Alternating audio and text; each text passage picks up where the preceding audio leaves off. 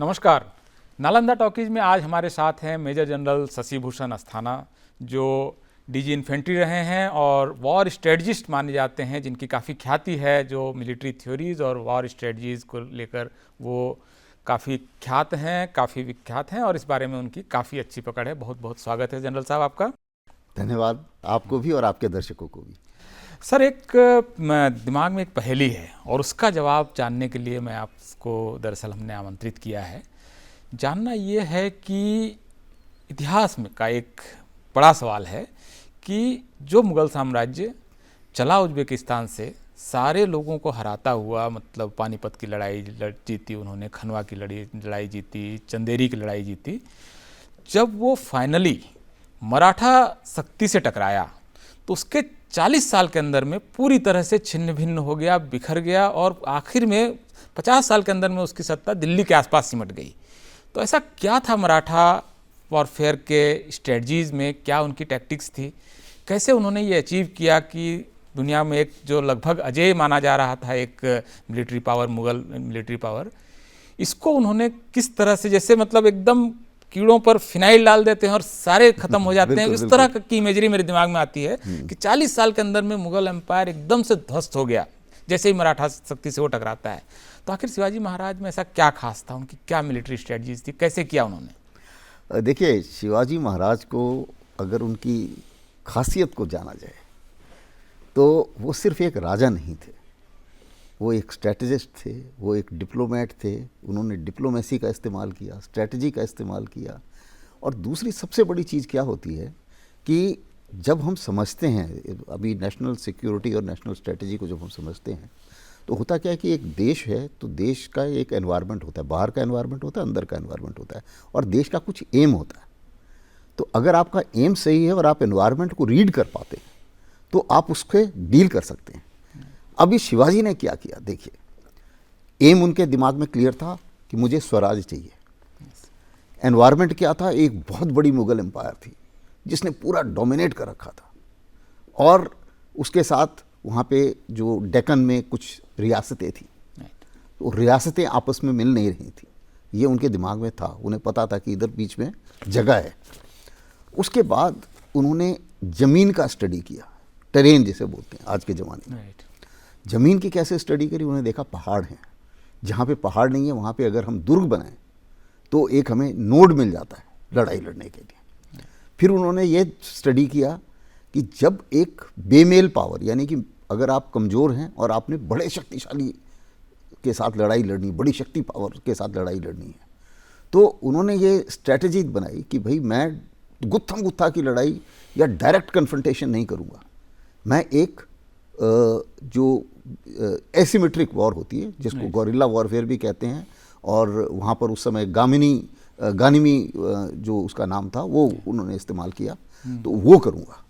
उसके बाद उन्होंने नीचे देखा कि जो मैरीटाइम जो बाउंड्री है वहाँ पे भी काफ़ी बड़ी तादाद में ख़तरा था। तो उस तादाद में जो ख़तरा था, चाहे वो पोर्चुगीज़ से था, चाहे वो सिद्दी से था, सिद्दी जो उनको मुग़ल सपोर्ट था, और इस किस्म के जितने भी लोग थे, तो उसका उन्होंने एक उनकी उधर स्ट्रैटेजी बनाई उन्होंने। तो उनकी स्ट्रैटेजी में कई चीज़ें थीं जो आज भी इस्तेमाल होती। और जो एक सबसे बड़ी चीज़ मैं बताता हूँ कि उन्होंने सीखा, ये इसलिए सबसे बड़ी उनकी जो खासियत मानी जाए, जो कंट्रीब्यूशन है, वो पहले इंडियन स्ट्रैटेजिस्ट हैं। उन्होंने सीखा, चाणक्य से सीखा कि भाई आप कैसे कैसे अलायंस कर सकते हैं। चाणक्य ने यह भी बताया कि आप लड़िए मत, जब दुश्मन स्ट्रांग है तो वहाँ पर आप मत लड़िए। फिर उन्होंने फिर मुगल्स को स्टडी किया, मुगल की उनकी कमज़ोरियाँ क्या देखी उन्होंने देखा कि इनकी सेंट्रलाइज्ड कंट्रोल है और डिसेंट्रलाइज नहीं है। दूसरी चीज़ ये, इनकी सप्लाई चेन बहुत लंबी है। तीसरी चीज़ क्या है कि पहाड़ों पर इनका उतना जमावड़ा नहीं है। वही चीज़ जब आप देखिए, अगर आप अफ़गानिस्तान की लड़ाई देखिए, तालिबान ने जब देखा, उन्होंने भी यही स्टडी करा कि बहुत ताकत है अमेरिका के पास, लेकिन ग्राउंड पर सोल्जर नहीं है, वो वहाँ जाना भी नहीं चाहते, और सप्लाई चेन बड़ी लंबी है जिसको इंटरडिक्ट किया जा सकता है, जिसको बर्बाद किया जा सकता है, तंग किया जा सकता है। फिर इकोनॉमी, सबसे बड़ी ताकत उनकी क्या है, पैसा। तब उन्होंने देखा कि यार सूरत में इनके पास में बहुत कुछ है, राइट। तो वो सूरत में अटैक करके थोड़ा अगर वो कमज़ोर किया जाए, इकोनॉमिक सेंटर ऑफ ग्रेविटी को वो किया जाए, टारगेट किया जाए, तो इस किस्म से उन्होंने एक अलग अलग अलग लेवल पर स्ट्रेटजी बनाई। और फ्लेक्सिबल नहीं था दिमाग जो था उनका ऐसा चलता था कि जैसे 3 लेवल होते हैं लड़ाई के। एक होता है नेशनल लेवल पे आप स्ट्रेटजी करते हैं, जैसे बोलते हैं सामरिक तौर पे आप जो डिसीजन लेते हैं। दूसरा होता है ऑपरेशनल लेवल पे कि लड़ाई का संचालन, ये इसको बोलते हैं हम लोग ऑपरेशनल आर्ट। और उसके बाद लोअर लेवल पे होता है टैक्टिक्स। ये एक ऐसे राजा थे जिनको तीनों का महारत हासिल था। अगर आप देखिए स्ट्रेटेजिक लेवल पर, नेशनल लेवल पर, पॉलिटिकल लेवल पर, उन्होंने डिप्लोमेटिक लेवल पे सब जगह काम किया, अलग अलग संधि बनाई। कई बार ऐसा भी हुआ कि जो अपोजिट है फोर्स है उसके साथ लड़ना शुरू हो गया दूसरे को बर्बाद करने के लिए, वो भी उन्होंने किया। राइट सर, ये एक मुझे जानना है कि जो टेरेन एज एडवांटेज और ज्योग्राफी एज एडवांटेज, क्योंकि ऐसे तो पहाड़ों से ही आए मुगल, लेकिन फाइनली जब वो मैदान में सेटल हुए तो वो एक बड़ा किला बनाना, फिर जैसे आपने कहा कि सप्लाई चेन का उनका जो पूरा सिस्टम था कि दिल्ली से ही सब कुछ जाएगा तब जाके फौज लड़ेगी, और वो 1000 किलोमीटर से ज़्यादा दक्कन में जाकर वो लड़ाई लड़ते हैं। तो टेरेन एज एडवांटेज, जो मतलब टेरेन को एडवांटेज के तौर पर यूज़ करना, ये शिवाजी महाराज, या एक लार्जर टर्म में हम यूज़ करें तो मराठा और पेशवाओं ने इसको कैसे इस्तेमाल किया, दक्कन की ताकत और फिर वेस्टर्न घाट, ये कैसे किया उन्होंने? ये इसमें बहुत ही सीख वाली बात है कि उन्होंने क्या करा कि फोर्ट जिसे बोलते हैं, एक नेटवर्क ऑफ फोर्ट्स, किलों का फोर्ट बनाया, मतलब किलों का एक नेटवर्क बनाया। और उस किलों के नेटवर्क में अलग अलग किले, जो किले को उन्होंने किस तरीके से इस्तेमाल किया कि वो कमांड सेंटर भी है, वो लॉजिस्टिक नोड भी है, वो पावर सेंटर भी है, वो दूर से दिखता है ऊंचाई पे, तो ऊंचाई से एक साइकोलॉजिकल एडवांटेज देता है। अच्छा, दूसरी चीज़ ये है कि अगर आप पहाड़ों पर लड़ाई करते हैं तो उन्होंने कोशिश ये की कि उनको पहाड़ों पर लेके आए। वो प्लेन में जाके नहीं लड़े, वो उन्होंने पहाड़ों की तरफ उनको इंटरडिक्ट इस तरीके से किया कि वो फौजें उनकी पहाड़ पे आएँ। तीसरी चीज़ उन्होंने क्या करा कि जब पहाड़ पर आप लड़ाई लड़ते हैं और दुश्मन आपके चारों तरफ घूम रहा है, तो इसको बोलते हैं मिलिट्री स्ट्रेटजी में इनर लाइन की लड़ाई। इनर लाइन की लड़ाई मतलब आप कम डिस्टेंस कवर करते हैं पहाड़ के ऊपर, दुश्मन को आपको एनसर्कल करने के लिए बहुत ज़्यादा डिस्टेंस कवर करना पड़ता है, तो उससे आपको फ़ायदा मिलता है और दुश्मन जो है उसको जगह जगह पर आप बर्बाद कर सकते हैं। तो ये एक और एडवांटेज उन्होंने किया। फिर तीसरा उन्होंने क्या करा कि जैसे कोस्टल एरियाज हैं वहाँ पर भी उन्होंने फोर्ट्स बनाए, दुर्ग बनाए। अब अगर आप देखिए वही चीज़, उसी चीज़ को अगर हम इम्प्लांट करें कि पहाड़ की लड़ाई में अगर आप पहाड़ में अच्छी तरीके से आपने डिफेंसिव पोजीशन दी हुई है तो हराना बहुत मुश्किल हो जाता है। और वही चीज़ अभी आज के ज़माने में भी हम लोग सीखते हैं उसको। जैसे लद्दाख में, या समझ लीजिए चाइना बॉर्डर पर है, तो चाइना बॉर्डर पर हम लोगों ने इतनी डिफेंसिव पोजीशंस अभी बनाई हैं, वो पहले नहीं थी उतनी, तो किसी ज़माने में नहीं थी, तो हम उतना अच्छा नहीं कर पाए 62 के टाइम। अब हाइट पर हम हैं, अब हाइट पर हम हैं और हमने वैसे बनाई हुई है। इसीलिए कई बार जैसे लोग बोलते हैं लगभग रेप्लिकेट किया हमने, हाँ, शिवाजी महाराज की स्ट्रेटजी को। अच्छा, दूसरी चीज़ ये कि कई बार लोग बोलते हैं, हमसे भी कई बार लोग सवाल पूछते हैं कि देखिए चीन के पास में हमसे इतना ज़्यादा साजो सामान है, तो साजो सामान से क्या वो जीत पाएगा, या क्या भारत सुरक्षित नहीं है? भारत बिल्कुल सुरक्षित है। कारण क्या है कि जब इसी चीज़ का, इसी टैक्टिक्स का जब उन्होंने इस्तेमाल किया है, शिवाजी ने जो इस्तेमाल किया, उसी चीज़ को आप आज के संदर्भ में देखिए। अगर हम पहाड़ पर बैठे हुए हैं और हमारी पोजीशंस मजबूत हैं, जैसे कि उस समय डेक्कन में उन्होंने पोजीशंस बनाई थी, जितने ये दुर्ग बनाए थे, जितने फोर्ट्स बनाए थे, तो वही चीज़ पहाड़ों पर लागू है।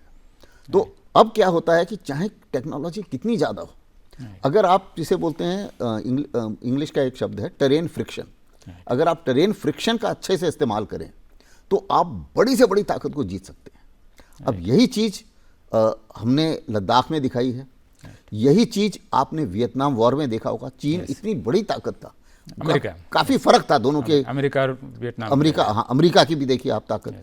अमेरिका क्यों हार गया वियतनाम में?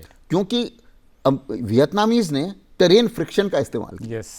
तो टेरेन जो उन्होंने उस चीज को, कुच्ची टनल आपने सुना होगा नाम, कुच्ची टनल बनाई उन्होंने भी दुर्ग बनाए छोटे छोटे, और वही चीज शिवाजी ने की। उसी मुताबिक जो अभी आप ये इसमें जो वियतनाम में उनके भी जो लीडर थे, हो ची मिन है, वो भी तीनों लेवल पर काम कर चुके हैं, स्ट्रेटेजिक लेवल, डिप्लोमेटिक लेवल और ग्रास रूट लेवल। उनके एक जनरल जियाब थे, उन्होंने भी तीनों लेवल पे काम किया। तो ये शिवाजी हमारे एक पहले ऐसे लीडर उभर के आए जिसके ऊपर हमें गर्व होना चाहिए, जो मिलिट्री के भी थ्योरिस्ट भी थे, डिप्लोमेट भी थे, लीडर भी थे और एडमिनिस्ट्रेटर भी थे, स्टेट्समैन भी थे, सब कुछ थे। सर ये तो बात हुई स्ट्रेटजी की, अब बात करते हैं थोड़ी सी टैक्टिक्स की, कि मराठा जो थे वो उन्होंने कभी भी बहुत सामने एक सेना सज गई, दूसरे साइड से ये सेना सज गई, दोनों एक मैदान तय हुआ और लड़ाई लड़ेंगे, ये लड़ाइयाँ उन्होंने नहीं लड़ी। ये एक तरह से उनकी स्ट्रेटजीज थी। लेकिन पीछे हटना एज वॉर स्ट्रेटजी, जैसे कि जब संभाजी महाराज युद्ध में हारते हैं और फिर उनकी हत्या होती है बहुत निर्मम तरीके से औरंगजेब, उसके बाद मराठा जिंजी जाते हैं और वहाँ पर भी वो जब वहाँ से अगर पीछे हटना होता है तो कर्नाटक चले जाते हैं। तो ये जो और फिर वो पलट कर आते हैं और एंड रिजल्ट के तौर पर वो वॉर जीतते हैं। बैटल्स वो पीछे हटने में उनको बहुत दिक्कत नहीं होती है और उसको स्ट्रेटजी के तौर पर यूज़ करते हैं। तो ये जो टैक्टिक्स है कि ज़रूरत पड़े तो मतलब जिसको बोलते हैं ईगो पर मत लो, जरूरत पड़े तो पीछे हटो, और फिर जब वो शत्रु सामने आ जाए और वो जब आगे बढ़ जाए तो वो खाली जगह को आकर पकड़ लो। तो ये स्ट्रेटजी के तौर पर शिवाजी महाराज और मराठाओं को आप कैसे देखते हैं? बिल्कुल, उन्होंने बहुत अच्छी तरीके से इस चीज़ का इस्तेमाल किया। देखिए, टैक्टिक्स में और ये माना जाता है कि जब आपको हमेशा उस जगह पर लड़ना चाहिए जहाँ पर आप स्ट्रांग हैं। जहाँ पर आप कमज़ोर हैं आपको नहीं लड़ना चाहिए। जहाँ पे आपको पता है कि दुश्मन की ताकत है, दुश्मन की ताकत से ताकत ना भिड़ाएं, आप कमज़ोर, आप बड़ी ताकत से लड़ रहे हैं, तो उस हालत में ताकत से ताकत मिलाना सही नहीं होगा, बल्कि उनकी ताकत को इतनी तरीके से डिस्ट्रीब्यूट कर दिया जाए और डिस्ट्रीब्यूट करके अलग अलग हिस्सों में उसके ऊपर वार किया जाए अलग अलग तरीके से। इसीलिए मुगल जो थे वो लड़ रहे थे स्टैटिक लड़ाई, कि भाई अपना उन्होंने आदत खराब हो गई थी मैदान में लड़ने की। वो बोलते हैं ना, बड़ा कारवां लेके और अपना जाके हरम वगैरह लेके चलते थे, हरम वाले से लेके मतलब लॉजिस्टिक्स लेके चलते थे। तो जैसे बोलते हैं ना मुगलई आर्मी, ये जुमला भी काफी फेमस हुआ है। तो वो इस तरीके से लड़ते थे। ये क्या करते थे, छोटी छोटी टुकड़ियों में घोड़सवारों का अच्छे से इस्तेमाल करना, टेरेन का इस्तेमाल करना, पहाड़ों में गुफाओं का इस्तेमाल करना, उधर जाके छुप गए, उनका कॉन्वॉय जा रहा है उसके ऊपर फायर किया, अचानक से अपना जो मकसद था वो हासिल किया, उनको छिन्न भिन्न कर दिया, उनका साइकोलॉजिकल डिसलोकेशन बोलते हैं आज के ज़माने में हम लोग, वो साइकोलॉजिकल डिसलोकेशन कर दिया और एक तरीके से परेशान कर दिया उनको, मतलब औरंगजेब लौट नहीं पाया फिर। और उनका कमांड कंट्रोल स्ट्रक्चर बिगाड़ दिया और उसके बाद में अपनी जगह आ गए वापस। वही चीज़ आप देखिए, और इसी चीज़ को हम लोगों ने सीखा है, और क्योंकि हम लोगों ने इसको सीखा तो हम फायदे में रहे, और हमने उसको इस्तेमाल किया तो हम फायदे में रहे। एग्जाम्पल मैं आपको बताता हूँ, मैं ऑपरेशन सिंदूर देखिए आप। हमने उनके टेरर कैंप पर हमला किया, जब उन्होंने मिलिट्री से जवाब दिया तो हमने मिलिट्री से जवाब दिया और अपना संकेत उनके ऊपर बता दिया कि भाई ये है, ये आपके लिए सीख है, इसके बाद आप ना करें ये। और उसके बाद में हम एक एग्जिट स्ट्रेटेजी हमने बनाई थी और हम उससे बाहर आ गए और लड़ाई बंद हो गई। नुकसान नहीं हुआ देश का, देश के ऊपर लोड नहीं आया। बिल्कुल, अमेरिका ये नहीं कर पाया, उसने एग्जिट स्ट्रेटेजी नहीं बनाई और अब वो फंस गया और अब उनको पता नहीं, समझ में नहीं आ रहा कि निकलना कैसे। वही चीज़ रशिया यूक्रेन वॉर में देखिए, रूस ने स्ट्रेटेजी में कहीं ना कहीं गलती करी, घुस तो गए, निकलना नहीं आ रहा, अब निकलने का समझ नहीं आ रहा है। लेकिन शिवाजी जो थे, जब भी अपने एडवांटेज में वो घुसे, वार करा, वापस आ गए और निकल पाए। तो अगर आपकी स्ट्रेटेजी क्लैरिटी है दिमाग में, और उसमें आप जो है, कभी आप जैसे बोलते हैं ना, कभी आपको जमीन कंसीड करनी पड़ेगी, यानी कि कभी आपको ये नहीं मानना है कि मैं हार गया। एक टैक्टिकल जो आप सिंगल पॉइंट ऑफ हार है ही नहीं, मतलब ये एक युद्ध हार गए, ये एक किला चला गया तो हम हार गए, ये कभी नहीं हुआ मराठों के साथ। कि वो ठीक है, हमने संगमेश्वर गंवा दिया तो हमने दूसरा पकड़ लिया, ये किला गया तो दूसरा पकड़ लिया, और फिर वो वहां से हटे तो उसको वापस ले लिया। तो ये कोई ऐसी कोई लड़ाई मराठाओं ने शायद लड़ी ही नहीं, मराठों ने या शिवाजी महाराज ने, जिसमें एक युद्ध हार गए तो सब कुछ हार गए जैसा कभी नहीं हुआ। हाँ, ये बिल्कुल, मतलब एक तरह से सर एक चीज़ और मैं समझने की आपसे कोशिश करूंगा कि अल्टीमेटली मराठा जो सत्ता थी उसका विस्तार अगर आप देखेंगे तो सिंध तक, मुल्तान और लाहौर से लेकर दक्षिण में तंजौर तक, ये उनका सीमा का विस्तार है। होलकर सिंध की सीमा तक पहुंचे और मुल्तान वगैरह सब उनके एक समय से अटक जिसको बोलते हैं वो कब्जे में रहा। इधर आपको कटक और उड़ीसा तक, उधर गुजरात और दक्षिण में तंजौर और तमिलनाडु तक। तो इतना बड़ा विस्तार, ये वो क्या कर रहे थे जो मुगल गलती कर रहे थे? जब वो केंद्र से हटते थे तो मुगल कमजोर पड़ जाते थे, हमेशा सेंटर से दूर जाते ही वो कमजोर पड़ जाते थे। लेकिन मराठाओं के साथ ऐसा नहीं हुआ। वो बेशक बाद में ब्रिटिश जब आए तो उससे वो नहीं उसको हैंडल कर पाए, लेकिन तब तक वो कर पाए जब तक मुगल सामने थे। तो मुगल और मराठा वॉर स्ट्रेटजी में क्या मेजर फर्क था? क्यों मुगल समेट कर नहीं चल पा रहे थे और मराठा क्यों उतना विस्तार ले पा रहे थे? सबसे बड़ा फर्क ये था कि मुगल की जो स्ट्रेटजी है, मुगल्स की, उनका ये था कि भाई हर चीज़ सेंट्रली कंट्रोल्ड होगी। इनके केस में क्या था? Decentralised execution. बिल्कुल। सिंधिया उत्तर देखेंगे तो इधर वाला होलकर देखेंगे, इधर गायकवाड़ देखेंगे तो इधर भोंसले देखेंगे। वो मतलब वो सेंट्रलाइज्ड, स्प्रेड बहुत था, डिसेंट्रलाइज्ड कंट्रोल किया हुआ था उन्होंने। जबकि जो मुगल थे वो सेंट्रलाइज्ड हिसाब से चल रहे थे। तो अब क्या था कि ये लोग जो हैं ये डिसीजन ले पाए। और आप देखिए, जब भी कभी बेमेल की लड़ाई होती है, एसिमेट्रिक वॉर होती है, तो उसमें डिसेंट्रलाइज्ड कंट्रोल अगर होता है तो थोड़ा सा आपको पलड़ा भारी नजर आएगा। एक बल्कि ये एक एडवांटेज भी रहा मराठाओं के साथ कि वो जिस इलाके में रहे वहाँ जनता की उनके साथ थी। और प्रजापालक छवि भी शिवाजी महाराज की थी और संभाजी महाराज की भी प्रजापालक कहे भी जाते थे। तो वो एस्पोनाज मतलब आपको इंटेलिजेंस जो है वो आपको मिल रहा है लगातार कि वो उनकी फौज चल रही है, यहाँ पर सप्लाई लाइन की कमजोर है, यहाँ कर दो, तो ये वो शायद कर पाए। एक और प्रश्न है जनरल साहब, मैं जब जानना चाहता हूँ जिसके बारे में थोड़ी कम चर्चा हुई है इस बीच में, और क्योंकि जिस तरह का टेक्स्ट बुक भारत में लिखा गया, और आप जानते हैं भारत में शुरुआती दिनों में किस तरह के टेक्स्ट बुक लिखे गए कि ग्रेट मुगल हुए, लेकिन उनको जिन्होंने हराया उसकी ग्रेटनेस की बहुत कम चर्चा है मेरे ख्याल से। हमारे स्कूल के दिनों में तो मुश्किल से 2-3 पेज हम लोग पढ़ते थे। तो एक शिवाजी महाराज की चर्चा जो है मराठाओं की, वो नेवी को भी उन्होंने इस्तेमाल किया, नेवल फोर्स भी वो थे। ये एस्पेक्ट क्या था मराठाओं के युद्ध नीति का और स्ट्रेटजी का? ये नेवल जो फोर्स है उसको उन्होंने कैसे बिल्ड किया और कैसे इस्तेमाल किया? देखिए, ये बड़ी इंटरेस्टिंग चीज़ है कि शिवाजी महाराज ने ये समझा कि समुद्री ताकत क्या होती है और समुद्र की जो इम्पोर्टेंस है वो क्या है, और उसके हिसाब से उन्होंने जो है अपनी नेवी खड़ी की। उनके सामने नज़र आ रहा था उन्हें पोर्चुगल, जो पोर्चुगीज़ थे वो एक खतरा थे नेवी में। उस समय ईस्ट इंडिया कंपनी आई थी, हालांकि वो थोड़ा बाद में आई है। उसके बाद जो मैंने सिद्दीज़ बताया जो मुग़ल के सपोर्ट में थे, वो लोग थे। तो ये अलग खतरे उन्होंने जो पहले देखे। उसके बाद उन्होंने क्या करा कि एक कोस्टल डिफेंस का इस्तेमाल किया जाए। तो कोस्टल डिफेंस के लिए उन्होंने अलग अलग दुर्ग बनाए। तो कई सारे दुर्ग बने वहाँ पे। कोई दुर्ग हार्बर के लिए था, कोई दुर्ग कमांड कंट्रोल के लिए था, कोई दुर्ग दुश्मन के ऊपर हैरेसिंग फायर करने के लिए था। तो लोकेशन अलग अलग, और दुर्ग जो हैं वो एक डिफेंसिव पोजीशन, जहाँ से आप बाहर जाएं और जाके वो कर सकें, उनके ऊपर हमला कर सकें। तीसरी चीज़ उन्होंने, उनके दिमाग में ये था कि भाई मुझे अपनी ताकत के मुताबिक सीमित रहना है। तो उन्होंने ये नहीं करा कि मैं बीच समुद्र में जाके लड़ाई लड़ूं। बड़ी बड़ी बोट्स नहीं बनाई उन्होंने, छोटी बोट्स बनाई। कोस्टल लड़ाई से मैं हरा पाऊँ, ये उनकी स्ट्रेटजी रही, कोस्टल लड़ाई से हरा पाऊँ। तो कोस्टल जो डिफेंसेस थे वो बनाए उन्होंने, और उसी को बोलते हैं हम लोग आजकल एरिया एक्सेस, एरिया डिनायल। तो वो ये आज की स्ट्रेटजी है, वहीं से निकल के आई है, वहीं से निकल के आई।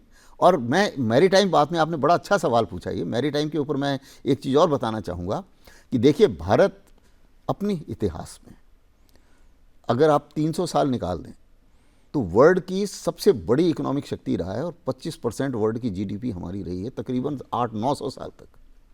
लेकिन ये जब भी हुआ तब हम एक समुद्री ताकत थे, चाहे वो चोलास के टाइम में हो, चाहे मराठास के टाइम में हो, चाहे वो किसी भी टाइम। इवन सिंधु घाटी सभ्यता के समय भी इजिप्ट में बुद्ध की मूर्तियां मिली हैं, तो निश्चित रूप से हमारे जहाज वहां तक जाते होंगे। साउथ ईस्ट एशियन कंट्रीज में, साउथ ईस्ट एशियन कंट्रीज में तो हमारा प्रभुत्व था। बिल्कुल। कैसे था? नेवल पावर के कारण था, नेवल पावर के कारण था।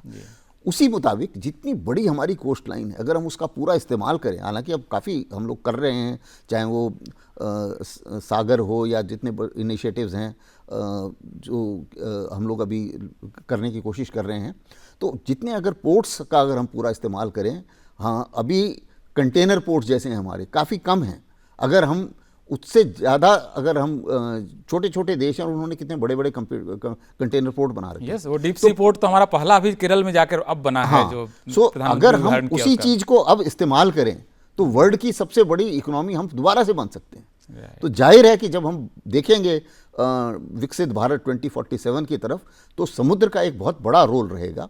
और कोस्टल डिफेंस की जो उन्होंने स्ट्रेटजी बनाई मराठास ने, उस स्ट्रेटजी को वो आज तक देखिए कितनी ज़्यादा तरीके से लागू है, हमारे लिए किस तरीके से लागू है। देखिए मलाक्का स्ट्रेट है, मलाक्का स्ट्रेट में चीन चाहे कितना बड़ा पावरफुल हो जाए, लेकिन अगर उसका 80% ट्रेड वहाँ से जा रहा है, और मलाक्का स्ट्रेट में अगर हम कोस्टल डिफेंस अच्छे से बनाते हैं, जिसके ऊपर अभी काम हो रहा है, बताइए। बल्कि इसके बारे में मैं थोड़ा जानना चाहूँगा। हाँ, निकोबार में ग्रेट निकोबार प्रोजेक्ट हमारे लिए कितना ही क्रिटिकल है, देखिए इसीलिए, क्योंकि अगर ग्रेट निकोबार में देखिए, आपने देखा कि स्ट्रेट ऑफ हर्मुज में ईरान ने जो किया, पूरी दुनिया घूम रही है इस समय, और अमेरिका हिला पड़ा है। उससे ज़्यादा ट्रैफिक जाता है मलाक्का स्ट्रेट में। चीन का उससे कहीं ज़्यादा ट्रैफिक जाता है मलाक्का स्ट्रेट से। आप मलाक्का स्ट्रेट में भी हमारी वही पोजीशन है, कार निकोबार हमारे साथ है। और वो चीज़ को जब भी हम इस्तेमाल करेंगे, तो देशवासियों को ये नहीं सोचना चाहिए कि चीन के साथ हमारे पास कोई कार्ड नहीं है। बहुत ज़बरदस्त कार्ड है, काफ़ी लीवरेज है। और वो उसको जब भी इस्तेमाल करेंगे, जैसे ईरान ने किया, अगर हम उसी मुताबिक इस्तेमाल करते हैं, तो आप देखिए कि चीन की क्या हालत हो सकती है और कितनी मुसीबत आ सकती है। नहीं, प्रधानमंत्री का विजन है कि वो नहीं, बिल्कुल। इसीलिए जो ग्रेट निकोबार प्रोजेक्ट चल रहे हैं, और वहाँ पे हम लोग बेसिस भी बना रहे हैं, उसी मुताबिक बाकी जो हमने संधियाँ साइन की हैं, ट्रीटीज साइन की हैं, जितने जितने लिटोरल स्टेट हैं, उसके बाद हमारे इनिशिएटिव्स हैं, बे ऑफ बंगाल, बिम्स्टेक, हमने ऑर्गेनाइजेशन इकट्ठी करी, एक बनाई है, उसके बाद सिंपोजियम करते हैं हम, ऐसे बहुत सारे इनिशिएटिव हैं। तो ये इन सब का आधार जो है वो तो वहीं से आ रहा है। उन्होंने ये सब किया, और कमज़ोर ताकत होने से भी उन्होंने ये नहीं बोला कि मैं बीच डीप सी में जाके लड़ाई लड़ूंगा ना।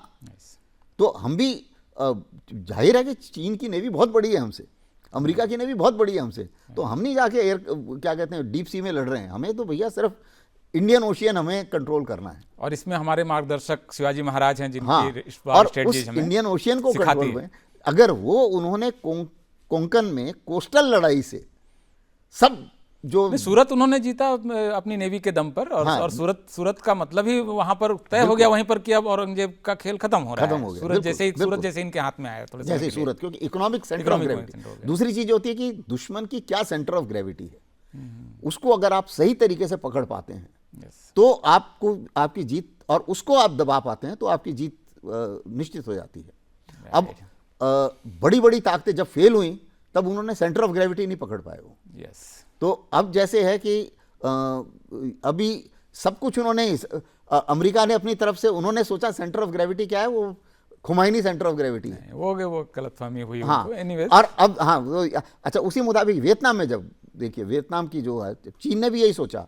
चीन ने सोचा कि इनकी जो सेंटर ऑफ ग्रेविटी है वियतनाम की, कि इनको अगर मैं एक झटके में हनोई कब्जा कर लूँगा तो ये हार जाएंगे।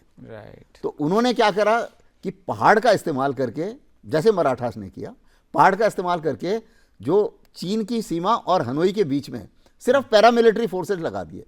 और चीन का कहना यह था कि ये आप कंबोडिया से वापस जाइए, वो नहीं आए वापस, मेन फोर्स उन्होंने यूज ही नहीं की। तो ऐसे करके उन्होंने इस्तेमाल किया, और वही चीज हमें सीखने को मिलती है। जनरल साहब, concluding remarks, last 2 lines. Shivaji Maharaj ने मुगल सत्ता के सामने जो चुनौती खड़ी की, उसका मूल आधार क्या था? उसका मूल आधार, शिवाजी महाराज ने जो मुगलों के सामने एक मजबूत भारत की तस्वीर की और एक मजबूत भारत को जन्म दिया, उसका सबसे बड़ा आधार ये है कि आप जो स्ट्रेटजी है, दुश्मन की वीकनेस को पढ़िए और अपनी जो स्ट्रेंथ है उसको इस्तेमाल कीजिए। और दिमाग में फ्लेक्सिबिलिटी होनी चाहिए। बहुत अगर फ्लेक्सिबिलिटी है, सही तरीके से आप पढ़ पाते हैं दुश्मन की कमजोरियों को, अपनी ताकतों को और बाहर के एनवायरनमेंट को, तो आप ज़्यादा बेहतर प्लान बना पाएंगे और दुश्मन के ऊपर आप ज़्यादा अच्छे तरीके से हावी हो पाएंगे। बहुत बहुत शुक्रिया जनरल साहब, आप आए, स्टूडियो में आए और आपने अच्छी जानकारियाँ दी। धन्यवाद। धन्यवाद बहुत बहुत।